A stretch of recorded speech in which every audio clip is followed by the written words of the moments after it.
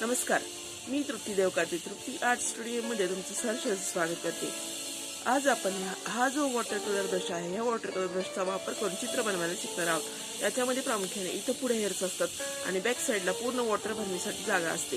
ह्या ब्रशचा वापर करून आपण वॉटर पेंटिंग सहज करू शकतो। त्याचप्रमाणे फिगरेटिव्ह पेंटिंगमध्ये देखील ह्या ब्रशचा वापर करू शकतो। जसं की मेमरी ड्रॉइंग आहे याच्यामध्ये देखील या ब्रशचा वापर केला जातो। आता वॉटर कलर म्हणजे काय? तर वॉटर कलर म्हणजे पाण्याचे रंग। हे प्रामुख्याने पाण्यात विरघळतात आणि याचा वापर करता येतो।